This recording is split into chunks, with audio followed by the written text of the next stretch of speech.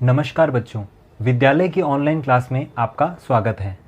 आज तक की ऑनलाइन क्लास में हम कक्षा 11 के भौतिक विज्ञान विषय में चैप्टर 1 का अध्ययन कर रहे हैं। चैप्टर 1 में अभी तक हमने लगभग सभी भौतिक राशियों को परिभाषित किया है। परिभाषित करने के बाद में उनके मात्रक और विमाओं का अध्ययन किया है। पिछली क्लास में हमने जो हमारा विमीय समीकरण या विमीय सूत्र था उसके अनुप्रयोग को देखा था कि वो कहाँ कहाँ हमारे लिए उपयोगी है। तो उसकी जो पहली एप्लीकेशन थी वो ये थी कि हम कोई भी जो सूत्र है उसके सत्यता की जांच हम उसकी सहायता से कर सकते हैं कि कोई सूत्र सही है या नहीं है। दूसरी एप्लीकेशन ये थी कि हम एक मात्रक पद्धति से दूसरे मात्रक पद्धति में भौतिक राशि को चेंज कर सकते हैं। जैसे हमें उसका मान MKS में पता है तो CGS में, और CGS में पता है तो MKS में कन्वर्ट कर सकते हैं। आज की क्लास में हम जो उसका तीसरी एप्लीकेशन है उसका अध्ययन करेंगे और साथ ही कुछ एग्जाम्पल को भी देखेंगे ताकि हमारा जो टॉपिक है वो एकदम क्लियर हो जाए। आइए शुरू करते हैं। तो सबसे पहले हम पिछली क्लास की जो एप्लीकेशन थी उसके 2 एग्जाम्पल करते हैं, फिर तीसरी एप्लीकेशन पे आएंगे। आइए शुरू करते हैं। तो हमारी जो सेकंड एप्लीकेशन थी वो ये थी कि आप किसी भौतिक राशि के MKS सिस्टम में जो मान है उसको आप CGS में कन्वर्ट कर सकते हैं, और यदि आपको CGS में मान पता है तो MKS में उसका मान कन्वर्ट कर सकते हैं। ये आपके विमीय सूत्र या विमीय समीकरण का सेकंड एप्लीकेशन थी। तो आज इस पर हम एक क्वेश्चन उठाते हैं, देखते हैं क्या क्वेश्चन है। क्वेश्चन ये है कि 1 जूल ऊर्जा में कितने अर्घ होते हैं, कितने अर्घ होंगे, ये हमारा क्वेश्चन है। तो आपके लिए थोड़ा सा नया है, पहले मैं इंट्रोडक्शन करवा देता हूँ। सबसे पहले जो ऊर्जा है, ऊर्जा का जो मात्रक है वो क्या है, जूल है। और ये जो मात्रक है वो कौन से सिस्टम में होता है, उसका MKS सिस्टम में। ये मैंने आपको बेसिक पार्ट में बताया था। तो यहाँ पर MKS सिस्टम के अंदर उसका मात्रक दिया हुआ है जूल। तो जो अर्घ होता है वो ऊर्जा का CGS में मात्रक होता है। किसमें मात्रक होता है, CGS में। इसका मतलब हमें MKS टू किस में कन्वर्ट करना है, CGS में। एक तो ये। दूसरा, हमारे पास यहाँ पर N1 की वैल्यू पता है, हमको N1 की वैल्यू पता है, जबकि हमें यहाँ पर N2 की वैल्यू निकालनी है, N2 की वैल्यू ज्ञात करनी है। ये हमारा उद्देश्य होगा। तो क्वेश्चन समझ में आ गया होगा। जो आपकी ऊर्जा है 1 जूल, उसको आपको किस में बदलना है, अर्घ में बदलता है। आइए शुरू करते हैं।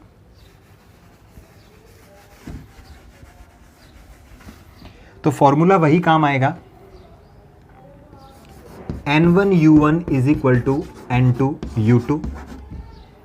तो यहां से N2 की वैल्यू कितनी होगी, N2 की वैल्यू होगी N1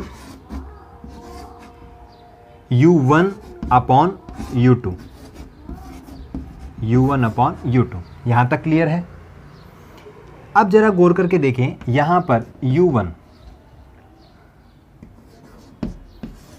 3 ब्रैकेट्स बना लेते हैं। अगले क्वेश्चन में हम थोड़ा शॉर्ट में चलेंगे। चलिए, U1 क्या चीज है, पहली मात्रक पद्धति में MLT, जबकि U2 क्या है, दूसरी मात्रक पद्धति में MLT। MLT मतलब मास, लेंथ और टाइम। तो यहां पर लिख देते हैं MLT, यहां पे भी लिख देते हैं ML और T। ये पहली मात्रक पद्धति में, ये दूसरी मात्रक पद्धति में। ठीक है। अब आपको पता है कि यहां पर मेरे को पावर्स भी लगानी है। पावर्स कितनी है, A, B and C, A, B and C। N2 की वैल्यू, N1 की वैल्यू कितनी थी यहां पर, 1।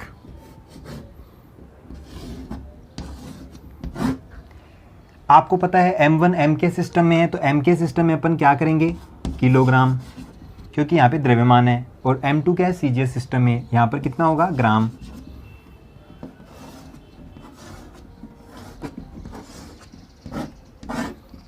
लेंथ एम के सिस्टम में, 1 वाली जो टर्म्स है वो N1 एम के सिस्टम में और 2 वाली टर्म्स है वो CGS सिस्टम में। तो यहाँ पर कितना होगा मीटर और यहाँ कितना होगा सेंटीमीटर। यहाँ पर टाइम है, टाइम के लिए सेकंड एंड यहाँ पर सेकंड, यहाँ तक तो आपको बताया हुआ है। अब हमें पावर देखनी है A, B और C। आपको पता है भौतिक राशि क्या है, ऊर्जा। भौतिक राशि है ऊर्जा। तो ऊर्जा की जो वीमा होती है या वीमीय सूत्र होता है, मैंने कितना बताया था, M1 L2 और T-2। तो यहाँ पर A B C यही है, A बराबर 1, B बराबर 2 और C बराबर कितना है -2। ये वैल्यूज़ हम क्या कर देंगे, यहाँ रख देंगे 1 2 एंड -2, 1 2 एंड -2। आगे बढ़ते हैं। बहुत ही सिंपल प्रोसेस है जैसा हमने पिछली क्लास में किया था।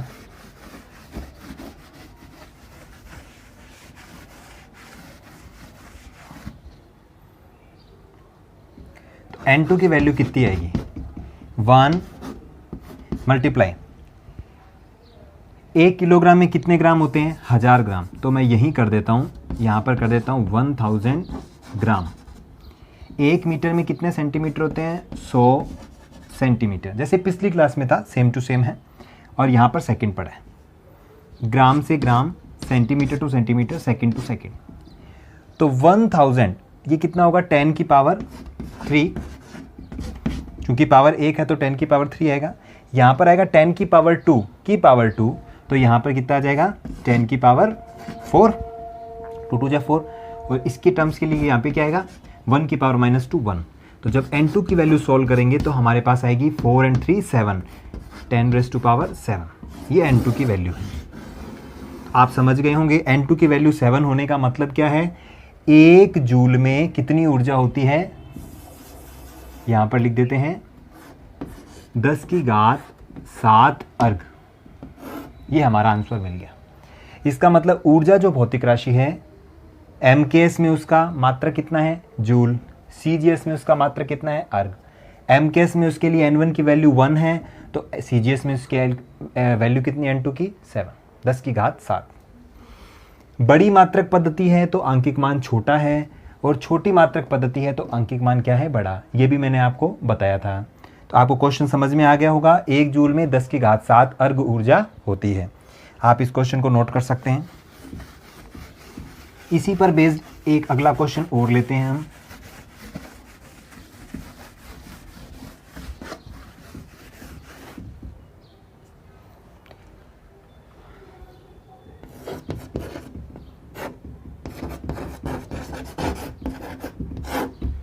गुरुत्वीय त्वरण G का मान, आपको पता है 9वीं क्लास में आपने पढ़ रखा होगा कि जो हमारी जो अर्थ होती है वो सभी वस्तुओं पर गुरुत्वाकर्षण का बल लगाती है, वो अपनी और वस्तुओं को खींचती है, ये आपको पता है।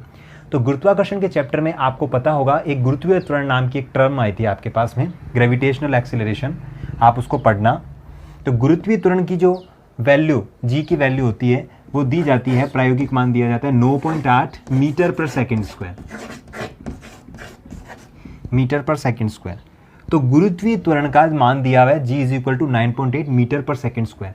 तो आपको पता है यहाँ पर मीटर पर सेकंड स्क्वायर है, तो ये मान कौन से सिस्टम में है, MKS सिस्टम में। तो आपको पता चल गया होगा कि गुरुत्वीय त्वरण का जो मान है आपको CGS सिस्टम में ज्ञात करना है, कितना होगा। वही है एक मात्रक पद्धति से दूसरी मात्रक पद्धति में। तो G का मान 9.8 मीटर पर सेकंड स्क्वायर है MKS में, तो CGS में हमको निकालना है। तो अब हम इसको डायरेक्ट ही कर लेते हैं क्योंकि 2 क्वेश्चन हम कर चुके हैं। तो N2 = N1, N2 = N1, N1 की वैल्यू यहाँ पर कितनी है, 9.8, क्योंकि आपको पता है गुरुत्वीय त्वरण के लिए MKS में मान दिया हुआ है, गिवन है, तो 9.8 वैल्यू हमें दी हुई है।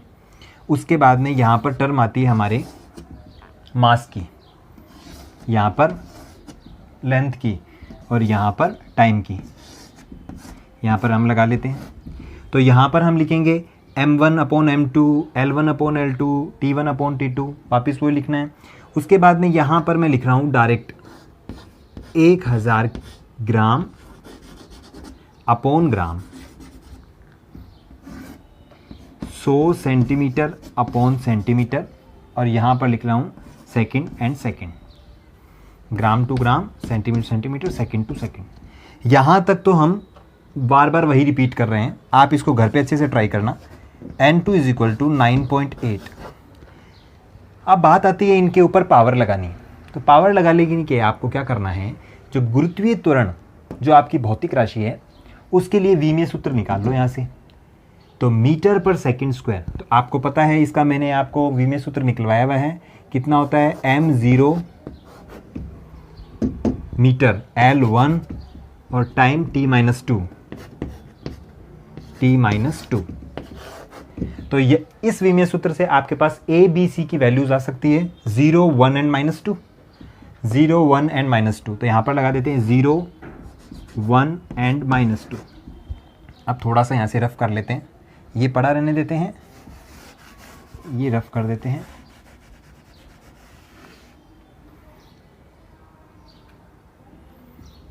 आपको यहाँ से पता लगाना पड़ेगा कि ये कौन से सिस्टम में है। मीटर एम के सिस्टम में होता है, ठीक है। मल्टीप्लाई, अब 10⁻⁴ कितनी है कि 3, किसी की पावर 0 होती है, वो कितनी होती है 1, ये सबको पता है।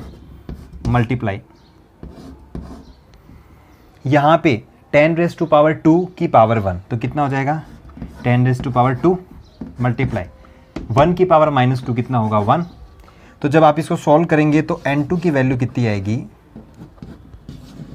9.8, और यहाँ पे इंटू 100, यही आएगा। अब जब आप इसको सॉल्व करेंगे तो पॉइंट यहाँ पर 10 1 0 कैंसिल हो जाएगी, और जब आप इसको मल्टीप्लाई करेंगे तो यहाँ पर वैल्यू आएगी 980। इसका मतलब गुरुत्वीय त्वरण के लिए g का मान प्रायोगिक रूप से 9.8 मीटर पर सेकंड स्क्वायर होता है। ये बुक्स में दिया हुआ आता है, ये सबको पता भी है, आप 9th क्लास की बुक को देखना, उससे आपको पता चलेगा। तो 9.8 MK सिस्टम में है। कौन से सिस्टम में? MK सिस्टम में। तो CGS सिस्टम में g की वैल्यू कितनी होगी 980। यहाँ पे 9.8 आंकिक मान कम है, तो CGS में आंकिक मान कितना हो गया, ज़्यादा हो गया। और यदि इसका मात्रक लगाना चाहें तो आपको पता है CGS सिस्टम में मीटर की जगह क्या आएगा सेंटीमीटर, और नीचे कितना आएगा सेकंड स्क्वायर ही आएगा, तो सेंटीमीटर अपॉन सेकंड स्क्वायर पर सेकंड स्क्वायर। तो N2 की वैल्यू आई 980 सेंटीमीटर पर सेकंड स्क्वायर। ये आपके लिए g की वैल्यू हो गई है, ठीक है।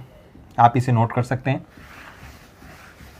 तो मैंने आपको काफ़ी न्यूमेरिकल्स करवा दिए हैं इस प्रॉब्लम पर बेस्ड या इस एप्लीकेशन पर बेस्ड। आप जितना घर पे ट्राई करेंगे, खूब एग्जाम्पल है, आपके लिए फ़ायदेमंद होगा।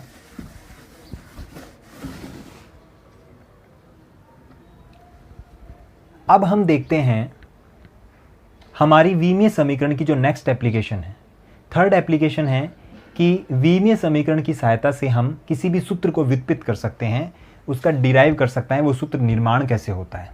तो थर्ड एप्लीकेशन है सूत्र का निगमन।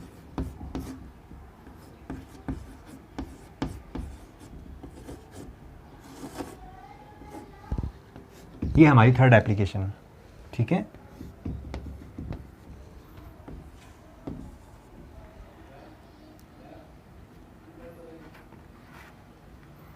इस एप्लीकेशन को समझने के लिए हम क्या करेंगे, डायरेक्ट 2 एग्जाम्पल उठाएंगे, उससे आपको समझ में आ जाएगा कि हमारी थर्ड एप्लीकेशन क्या है। थर्ड एप्लीकेशन में हम क्या करेंगे, कोई एक प्रयोग करेंगे और उस प्रयोग के द्वारा किसी भौतिक राशि की निर्भरता दूसरी भौतिक राशि पर लेंगे, डिपेंडेंस।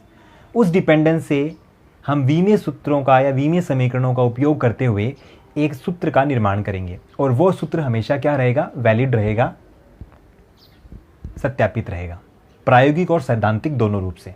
ये मैंने आपको बेसिक पार्ट में बताया है कि कैसे कोई भी सूत्र का व्युत्पन्न होता है। तो अगली थर्ड एप्लीकेशन है सूत्र का निगमन। आप इसकी हेडिंग को लिख लीजिए, कैसे सूत्र को व्युत्पन्न करेंगे। इस पर बेस्ड एक न्यूमेरिकल उठाते हैं। जैसे मान लेते हैं हमें ये समीकरण व्युत्पन्न करनी है, S = ut + ½ gt²। ये लीजिए, आप चलेंगे 9th क्लास में, तो यहाँ पर एक समीकरण थी S is equal to ut plus half g t square, Newton की समीकरण। इस न्यूटन की समीकरण में S दूरी है, u प्रारंभिक वेग, t समय, g गुरुत्वीय त्वरण और t समय। तो यहाँ पर हम प्रयोग क्या कर रहे हैं, प्रयोग ये कर रहे हैं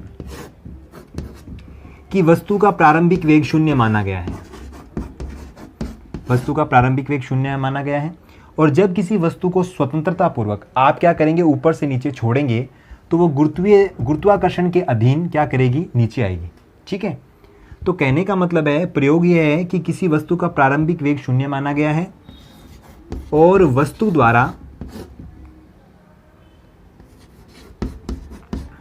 द्वारा t समय में g के अधीन, मतलब ग्रेविटी के अंडर, g के अधीन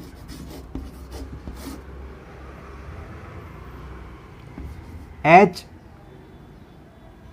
डिस्टेंस या h दूरी तय की जाती है।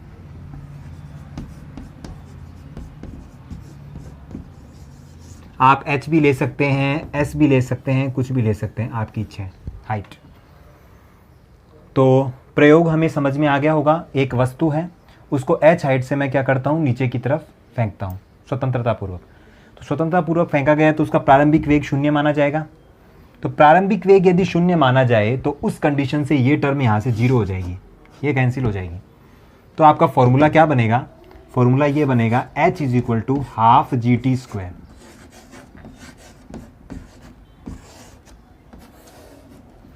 ये हमें पता है, हाफ जी टी स्क्वायर। अब हमें क्या करना है, इस सूत्र का निगमन करना है कि ये सूत्र आया कहाँ से। कहने का मतलब इसकी पावर 1 है, इसकी पावर 2 है, ये कहाँ से आई, ये 1/2 वैल्यू कहाँ से आई।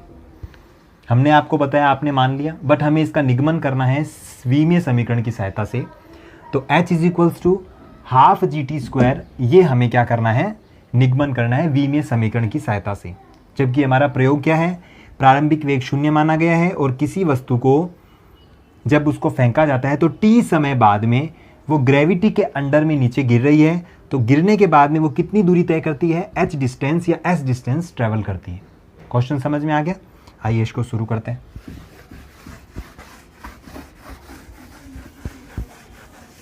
स्टार्टिंग में आपको फिजिक्स सब्जेक्ट बहुत ही कॉम्प्लिकेटेड लग सकता है, क्योंकि इसके लिए आपको मैथमेटिक्स बहुत स्ट्रॉन्ग चाहिए, साथ में आपकी इमेजिनेशन पावर, कल्पना शक्ति उच्च चाहिए। जैसे जैसे कोई चीज़ हम पढ़ रहे हैं तो उसको दिमाग में आपको इमेजिन करना आना चाहिए, फॉर्मूले याद होने चाहिए, हर चीज़ आपको इसमें अप्लाई करनी पड़ेगी। पीछे की जो चीज़ पढ़ी हुई है वो आपको आगे अप्लाई करनी पड़ेगी।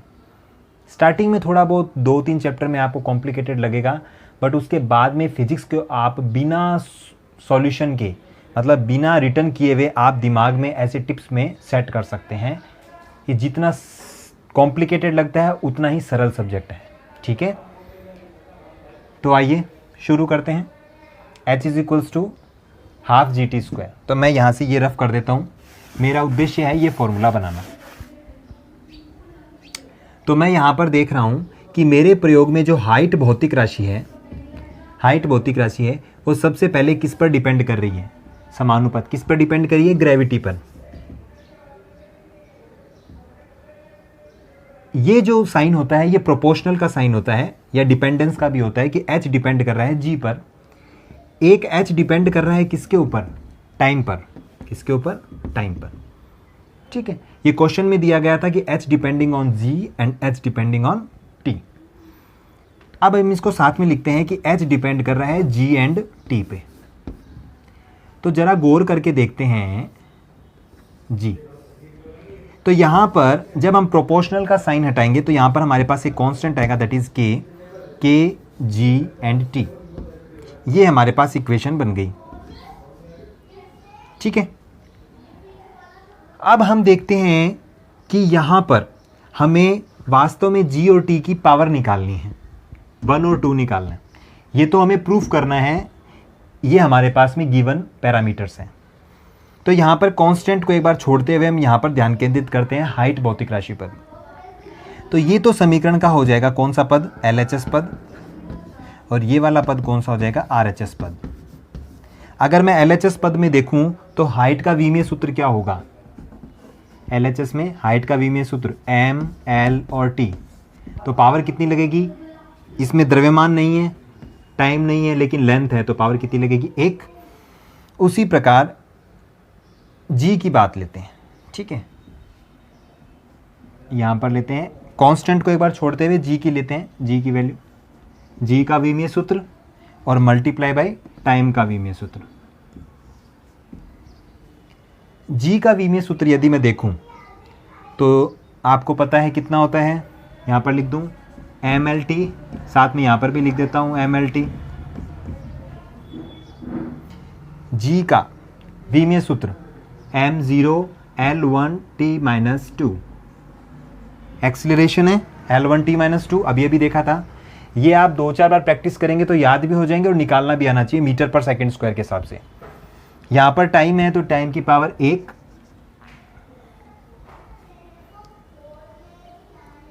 यहाँ पर टाइम, और लेंथ हमारी 0 है और मास कितना है? 0। चलिए, कोई समस्या नहीं। अब हम देखते हैं कि यहां पर मैं पावर लगा देता हूं A और यहां मैं पावर लगा देता हूं B। अब इसमें एक जानकारी की बात यह है कि कॉन्ट्राडिक्शन, इसमें एक सीमा बंधन है कि जब हम विमीय समीकरण की सहायता से किसी सूत्र को व्युत्पन्न करते हैं तो आपकी जो भौतिक राशि है वो कम से कम 3 ही भौतिक राशियों पर डिपेंडेंट रह सकती है। अगर कोई भौतिक राशि 3 से अधिक भौतिक राशियों पर डिपेंड रहेगी तो उसका सूत्र का व्युत्पन्न निगमन नहीं किया जा सकता। ये इसका सीमा बंधन है। तो यहाँ पर तो हाइट G और T पर डिपेंड कर रही है, तो हम इसका निगमन कर सकते हैं।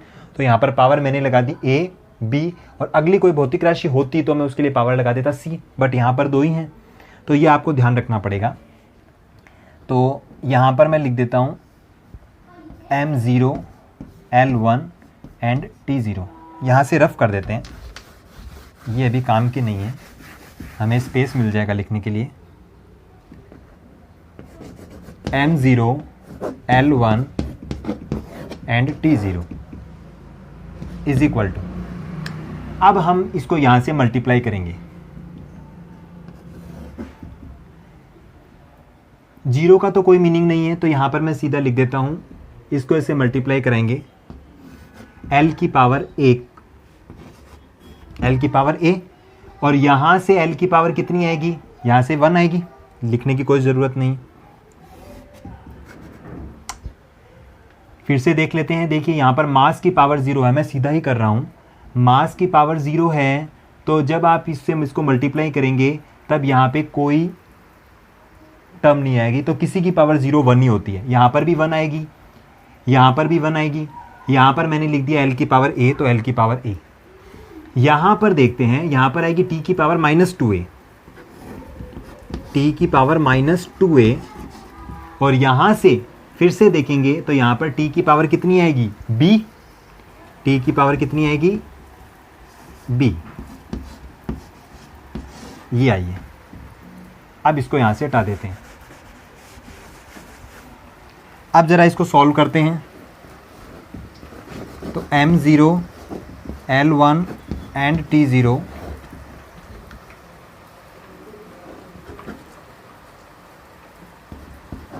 इज इक्वल टू L की पावर A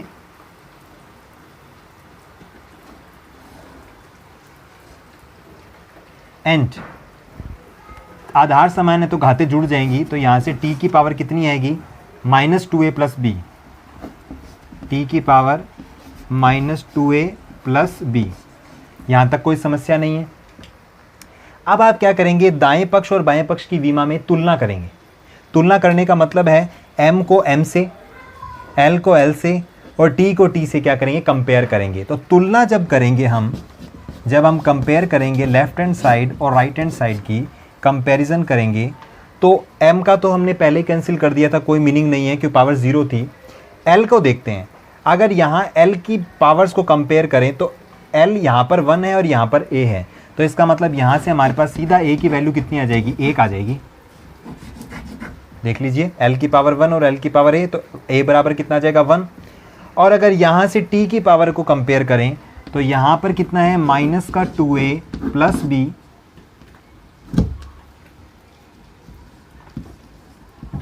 और यहाँ पर कितना है 0, यहाँ पर कितना है 0।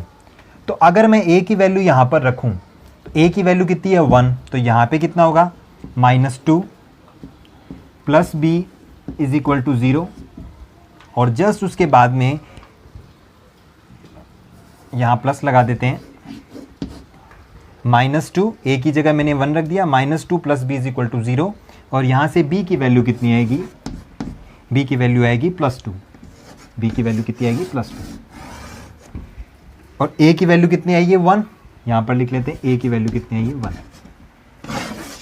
तो हमारा उद्देश्य ये था कि आपको a b c की वैल्यूज़ निकालनी, और a b c क्या थी, आपके भौतिक राशियों पर लगाई गई पावर, भौतिक राशियों पर लगाई गई पावर। तो जरा वापस रिवर्स में चलते हैं। जो हमारा फॉर्मूला था हाइट इज इक्वल टू के, और यहाँ पर था डिपेंड कर रही थी, एक तो कर रही थी जी पर और एक डिपेंड कर रही थी टाइम पर। तो मेरे से थोड़ा मिसप्रिंट हो गया, मैं भूल गया, यहाँ पर पावर लगानी भी थी अपने को। यहाँ पर तो पावर लगा देंगे a और यहाँ पर पावर लगा देंगे कितनी b, ये चीज़ है। क्योंकि ये मैंने आपको ओरली तो बता दिया था कि अगर पहली भौतिक राशि है तो उसके पावर a लगाएंगे, दूसरी भौतिक राशि है तो पावर b, अगर यहाँ पर तीसरी भौतिक राशि होती तो पावर क्या लगा लेते c। तो वास्तव में हमने क्या किया है, यहाँ पर g और t की पावर ही तो निकाली है। a की वैल्यू कितनी निकाली है 1, a की वैल्यू 1, तो यहाँ पर g आएगा, और t की वैल्यू कितनी निकाली है, t के लिए पावर जो b है उसकी वैल्यू 2 निकाली है, तो पावर कितनी आएगी 2। देखिए g² g इंटू t², यहाँ तक हमें हो गया। अब आप कहेंगे ये 1/2 कहाँ से आया, तो वास्तव में ये जो 1/2 वैल्यू है ये प्रयोगों द्वारा प्राप्त की जाती है। किसके द्वारा प्राप्त की जाती है, प्रयोगों द्वारा। तो हमारे पास हाइट का फॉर्मूला हो जाएगा 1/2 हाफ GT²। ये वाली एप्लीकेशन थोड़ी कॉम्प्लिकेटेड है, थोड़ा इसको और समझना पड़ेगा आपको ढंग से, इसमें आपको दिमाग लगाना पड़ेगा, धीरे धीरे आराम से धीरजाई से आपको इसके अंदर स्टेप टू स्टेप बढ़ना पड़ेगा। पहली वाली 2 एप्लीकेशन थोड़ी सी सिंपल थी, बट ये थोड़ा सा कॉम्प्लिकेटेड रहेगी आपके लिए, क्योंकि आप 10th से निकल के 11th में आए हैं स्टार्टिंग में। But make a practice man perfect, अगर आप जैसे जैसे प्रैक्टिस करते जाएंगे आप में परफेक्शनेस आती जाएगी, ठीक है, आप परफेक्ट बन जाएंगे। तो h is equals to kGT² में k की वैल्यू जो 1/2 है वो प्रयोगों द्वारा प्राप्त होती है, तो हमारे पास h is equals to half GT² हमें प्राप्त हो गया है। यहाँ तक कोई प्रॉब्लम नहीं है।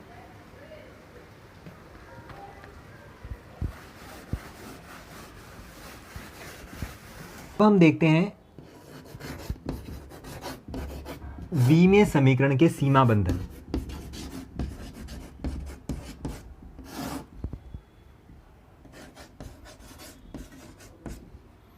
सीमा बंधन, लिमिटेशंस, मतलब हमारा जो विमीय समीकरण का जो उपयोग है वो कहाँ पर फेल हो जाता है, कहाँ पर वो लिमिटेड रहता है, कहाँ पर हम उपयोग में नहीं ले सकते, इसका मतलब ये है। तो फर्स्ट तो मैंने आपको बता दिया था कि यदि कोई भौतिक राशि फिजिकल क्वांटिटी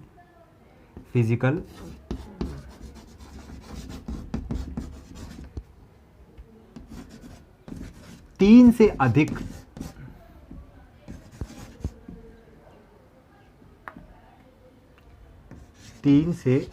अधिक यदि आपकी कोई फिजिकल क्वांटिटी 3 से अधिक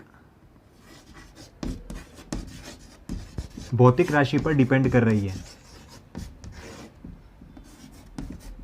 राशि पर डिपेंड कर रही है, तब आप ये विमीय समीकरण उपयोग में नहीं ले सकते। ये मैंने आपको बताया था। तो कहने का मतलब है किसी भी प्रयोग के अंदर कोई फिजिकल क्वांटिटी भौतिक राशि अन्य 3 भौतिक राशियों से अधिक, जैसे 4, 5 पर डिपेंड कर रही है उस प्रयोग में, तब आप विमीय समीकरण से सूत्र की स्थापना नहीं कर सकते। ये आपका पहला कॉन्ट्राडिक्शन है, सीमा बंधन है, ठीक है, लिमिटेशन है आपकी। सेकंड, विमीय समीकरण की सहायता से हम ये नहीं पता कर सकते कि आपकी भौतिक राशि सदिश है या अदिश। सदिश और अदिश का ज्ञान हम नहीं कर सकते, ये भी इसका सीमा बंधन है, स्केलर और वेक्टर का। अब स्केलर और वेक्टर क्या है ये मैं आपको बेसिक पार्ट में बता चुका हूँ, 9th क्लास में आप पढ़ भी चुके हैं। तो सदिश और अदिश का भी हमें पता नहीं चलता, ठीक है।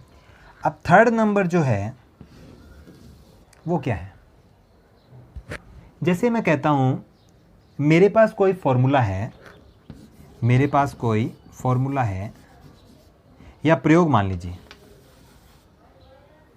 मान लेते हैं कोई भी प्रयोग है और उसमें जो निर्भरता है, डिपेंडेंस है, जैसे इसमें ले रहे हैं, वो आ रही है साइन पर, कॉस पर। समझ गए होंगे, साइन कॉस का मतलब ट्रिग्नोमेट्रिक फंक्शन, त्रिकोणमितीय फलन। या आप ले लीजिए लघुगणकीय, लॉग वाली टर्म्स आपने पढ़ रखा होगा 9th 10th क्लास में। मैथमेटिक्स में लॉगरिथमिक टर्म होती है, लघुगणकीय फलन होते हैं और साइन कोस के फलन होते हैं। और एक और ले लेते हैं एक्सपोनेंशियल, चरघातांकी एक्सपोनेंशियल, जो ई की पावर में चलते हैं, ई की पावर 2, ई की पावर x समथिंग, ठीक है। तो यदि आप कोई प्रयोग कर रहे हैं या कोई फॉर्मूला डिराइव कर रहे हैं और उसमें आपके या तो चरघातांकीय फलन आ रहे हैं या लॉगरिथमिक फलन आ रहे हैं या त्रिकोणमितीय ट्रिग्नोमेट्रिक फंक्शन आ रहे हैं, तो भी आप इस विमीय समीकरण का उपयोग आप नहीं कर सकते। ये इसका सीमा बंधन है, यहाँ पर ये फेल हो जाएगा। एक लास्ट और है, वो भी देख लेते हैं हम। चौथा नंबर, यदि कोई प्रयोग में या फॉर्मूला में, यदि किसी प्रयोग में कोई भौतिक राशि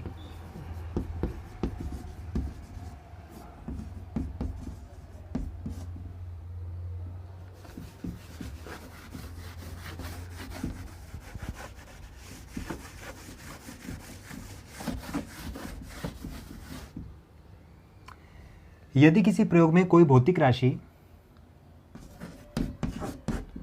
दो अन्य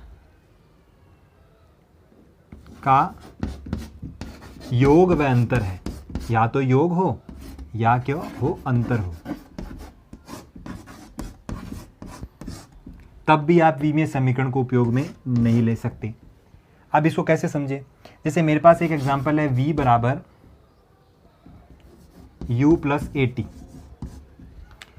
यहां पर देखिए कोई मैंने एक्सपेरिमेंट किया और उस एक्सपेरिमेंट में जो भौतिक राशि वेग है वो यहाँ पर दो पदों पर डिपेंड कर रही है, एक तो u पर और एक a और t के मल्टीपल पे। तो यहाँ पर जो u है, यहाँ पर दो अन्य पद हो गए, एक तो u और एक at का। अब इन दोनों का क्या है, या तो योग है या यहाँ पर क्या हो सकता है, माइनस हो सकता है। तो v is equal to u plus AT को आप विमीय समीकरण की सहायता से व्युत्पन्न नहीं कर सकते। ये कैसे आया, बट अगर आप इसके ऊपर लिमिटेशन लगा दे, प्रारंभिक वेग 0 है, तब ये चीज़ इसमें कन्वर्ट हो जाएगी v is equal to AT में। और जिस प्रकार हमने अभी अभी डिराइव किया था h is equal to half GT², तब आप इसको व्युत्पन्न कर सकते हैं। तो ये अभी इस फॉर्म में नहीं है, ये अभी इस फॉर्म में है, v is equal to u plus AT, अर्थात ये दो पदों का क्या हो जाएगा, योग या अंतर। तो जब योग, दो पदों का योग व अंतर है, उस कंडीशन में आप विमीय समीकरण की सहायता से सूत्र का निगमन नहीं कर सकते। तो सूत्र के निगमन करने के लिए योग नहीं हो सकता, अंतर नहीं हो सकता, तो बचा क्या, मल्टीप्लिकेशन। तो कोई भी जो भौतिक राशियां हैं, जैसे यहाँ पर त्वरण है और यहाँ पर समय है, तो त्वरण और जो समय है यहाँ पर इनके बीच में क्या है, गुणन है। क्या है, गुणन है, गुणा है, मल्टीप्लिकेशन है। तो गुणा होगा भौतिक राशियों में, डिपेंडेंस होगी, तभी आप विमीय समीकरणों का उपयोग कर सकते हैं, अन्यथा आप नहीं कर सकते। तो आज की क्लास में हमने क्या किया, जो विमीय समीकरण के जितने भी तीनों एप्लीकेशंस थे उनको बारीकी से देखा, उनके सीमा बंधन को अध्ययन किया, लिमिटेशंस कहाँ हैं, और उसके बहुत सारे एग्जाम्पल हमने किए।